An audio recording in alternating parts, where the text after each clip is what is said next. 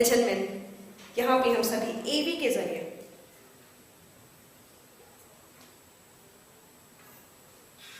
Acharya Prashant, a powerful voice of socio-spiritual awakening in today's world.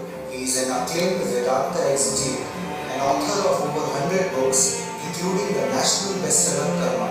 An alumnus of IIT Delhi, IIM Ahmedabad, and a former civil services officer, he is an exponent of pure Vedantic wisdom, a vocal warrior against superstition and inner weakness, a propagator of pure spiritual veganism, and an expounder of essential human freedom.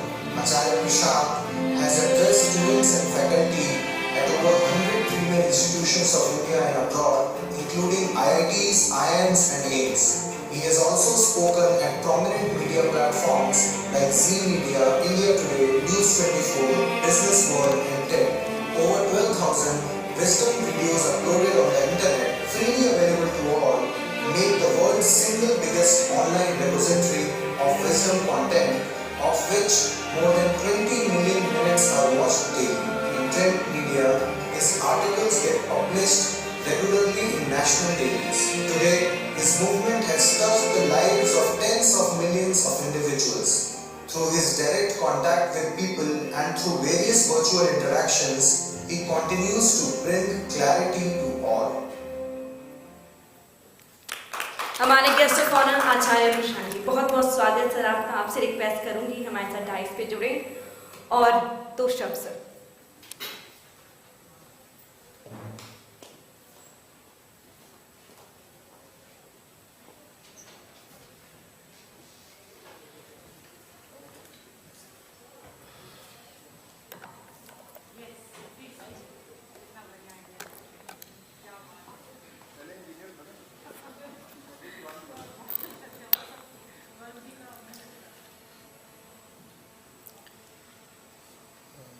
इस अवसर पर मुझे आमंत्रित करने के लिए धन्यवाद और मंच पर और दर्शकों श्रोताओं में उपस्थित सभी लोगों को नमस्कार।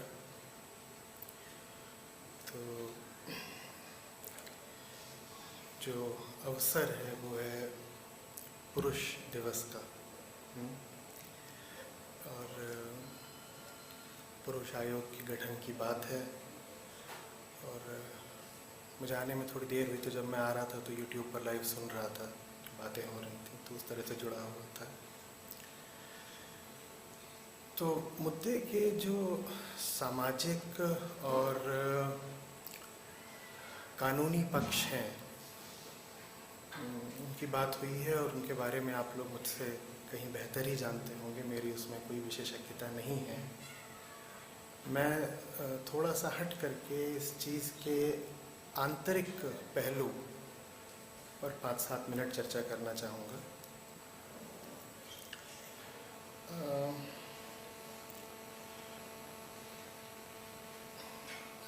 अभी हाल में कई घटनाएं घटी हैं जहाँ कहीं पर एक महिला को, कहीं पर एक पुरुष को अपने ही साथी के हाथों, परिवार के लोगों के हाथों, पति या पत्नी के हाथों या प्रेमी के हाथों क्रूरता का शिकार होना पड़ा है और मौत हुई है, हत्या हुई है।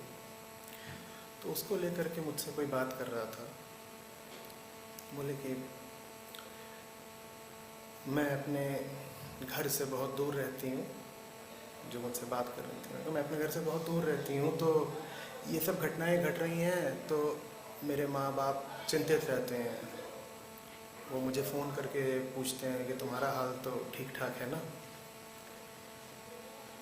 मैंने कहा कहीं पर कोई घटना घटती है तो वहाँ पर हम सबको यही लगता है कि कहीं मैं शिकार न बन जाऊँ, कहीं ऐसा कुछ मेरे साथ ना हो जाए, है ना।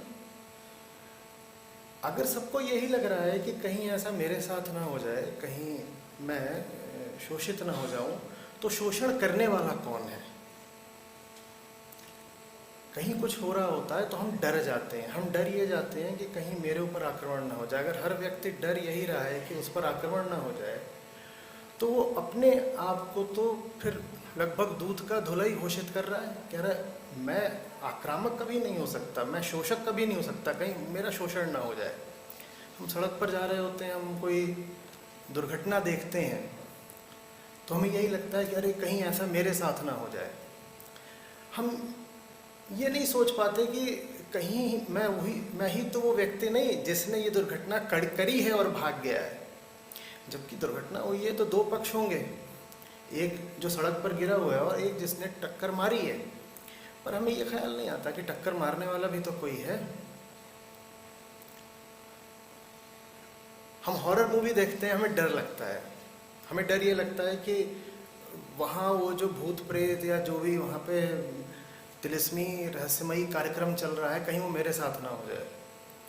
किसी को ये नहीं लगता कि वहाँ जो कर रहा है, जो भी क्रूरता है बर्बरता है, कहीं मैं ही तो वो नहीं। तो अब वेदांत मेरा क्षेत्र है और अहंकार की बात करना मेरा काम। तो अहंकार का मतलब गर्व घमंड नहीं होता। अहंकार माने जो मैं भाव है उसकी बात हो रही है शास्त्रीय तौर पर। उसकी पहचान ही यही होती है कि वो हमेशा यही मानता रहता है कि उसके साथ कुछ गलत हो रहा है, उसका उत्पीड़न हुआ है, उसके साथ किसी ने धोखा किया है। वो कभी ये नहीं कहता कि मैं ही तो वो हूं जो धोखा करता भी है। अब नतीजा क्या निकलता है? हर व्यक्ति यही सोच रहा है कि उसके साथ कुछ गलत हो रहा है, और जैसे ही आप कह देते हो कि आपके साथ कुछ गलत हो रहा है, आप अपने आप को बिल्कुल जता देते हो, अपने आप को आश्वस्त कर देते हो कि आपके साथ तो इतिहास में, समाज में या जहाँ कहीं भी परिवार में परिस्थितिवश कुछ गलत हुआ है। आप अपने आप को फिर छूट दे देते हो, लाइसेंस दे देते हो दूसरे के ऊपर हावी होने की, दूसरे पर हिंसा करने की।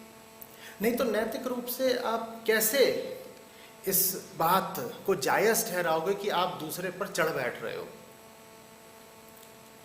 तो नाटो बनेगा और दूसरी तरफ हो जाएगा वार्सो पैक्ट, और आप रूस से पूछेंगे कि तुमको क्यों ये एक नया गठन करना पड़ रहा है, तो कहेगा क्योंकि अमेरिका वहां पर साजिश कर रहा है मेरे खिलाफ। और अमेरिका से पूछो कि तुमने क्यों किया, तो कहेगा रूस को देखो, इनके इरादे ही नापाक हैं।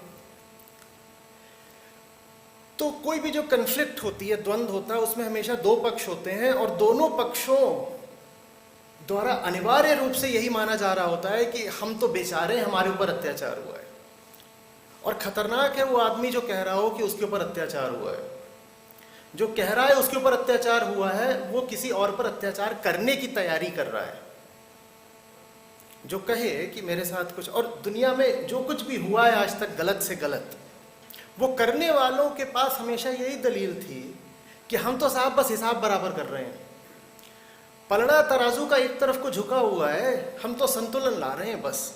आप हिटलर से जाके पूछें कि क्यों किया ये, नाजी जर्मनी में जो पूरा चल रहा था, वो कहेगा यहूदियों ने जर्मनी का बड़ा शोषण कर रखा था, उसके पास भी अपने काम को वैध ठहराने के लिए, जस्टिफाई करने के लिए एक दलील थी। मेरे साथ गलत हुआ तो अब मैं गलत कर सकता हूँ।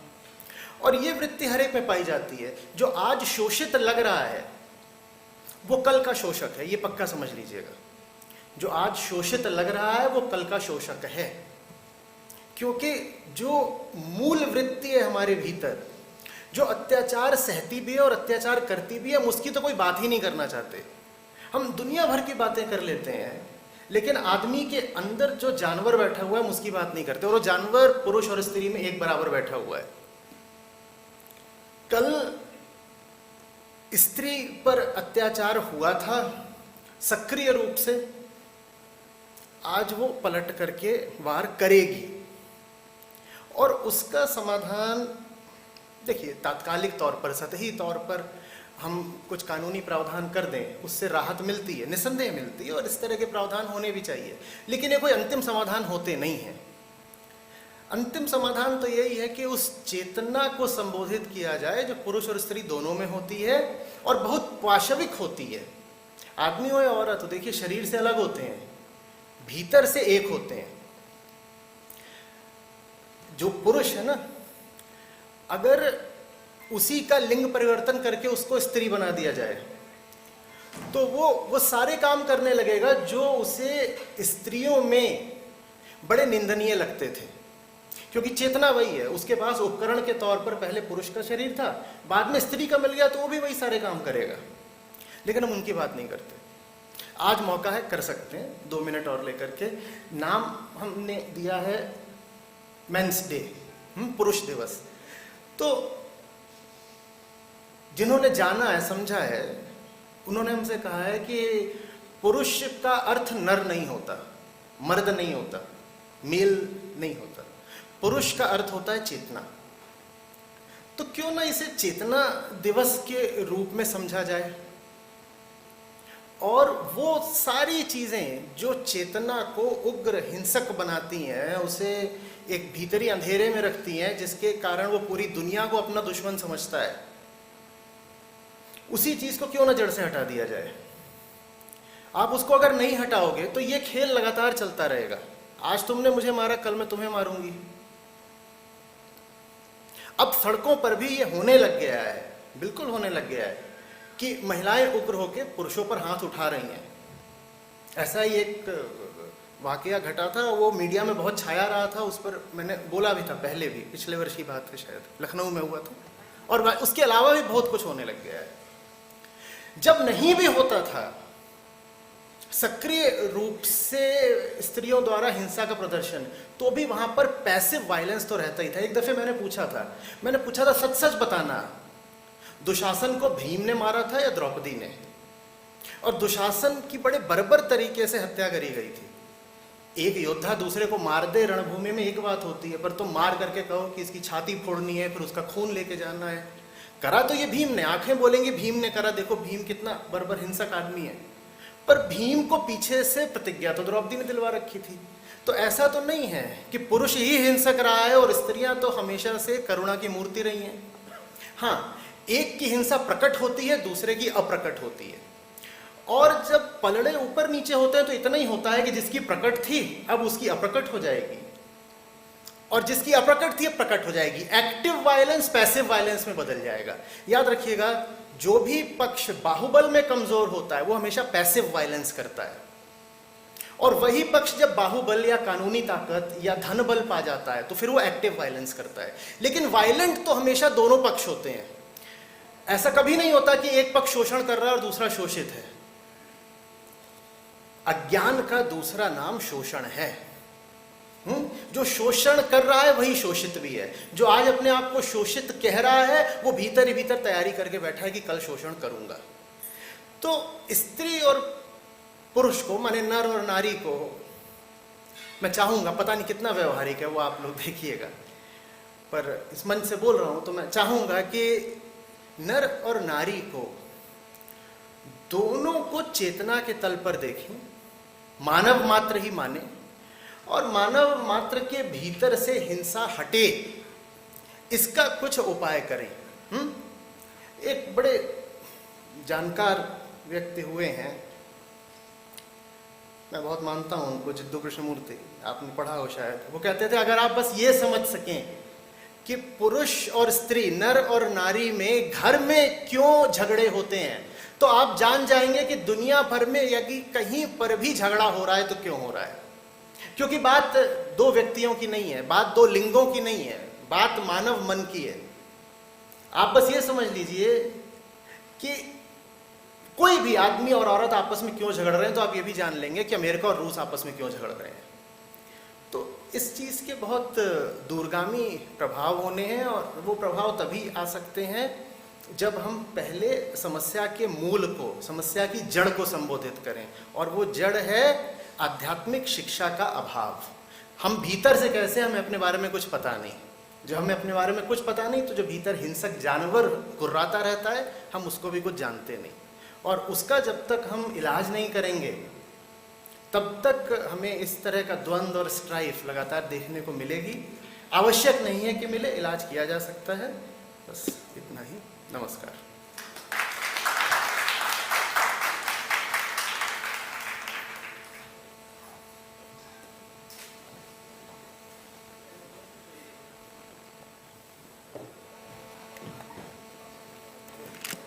Thank you so much sir, आपने एक नए नजरिए से हम सभी को जागरूक किया, बहुत बहुत शुक्रिया आपका। और यहाँ पे लेजनमेन हम सभी आगे बढ़ेंगे और सम्मानित करेंगे नोबल मैन इन सोसाइटी, जिन्होंने देश के प्रति, समाज के प्रति, समुदाय के प्रति, अपने परिवार के प्रति बहुत ही नेक कार्य किए हैं। अब उन्हें सम्मानित करने का वक्त आ गया।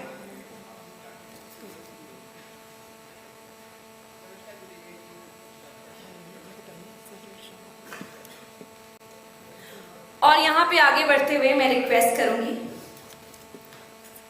हमारी चीफ गेस्ट सोनल मानसिंह जी के हमारे साथ जुड़े और सम्मानित करें हमारे guest of honour Randeep Guleria ji को। और यहाँ पे जेंटलमैन हम सभी आगे बढ़ते हुए अवार्ड सेरेमनी की ओर आगे बढ़ रहे हैं, जहाँ पे हम सबसे पहले सम्मानित कर रहे हैं हमारे guest of honour Randeep Guleria ji. Sir आपसे रिक्वेस्ट करूंगी हमारे बीच जुड़े, और मैम से रिक्वेस्ट करूंगी सोनल मानसिंह मैम हमारी चीफ गेस्ट कि हमारे गेस्ट ऑफ ऑनर को सम्मानित करें रणदीप गुलेरिया जी। जोरदार तालियां हो जाए लेडीज एंड जेंटलमैन, आप सभी से request.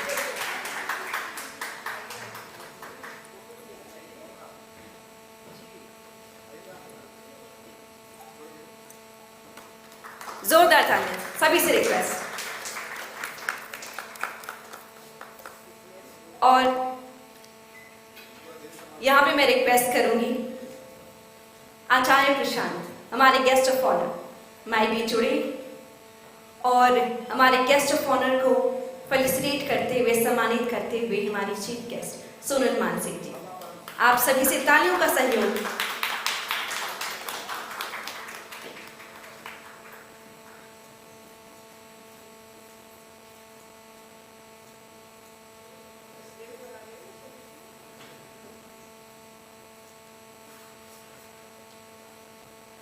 Thank you so much, thank you. और हमारे गेस्ट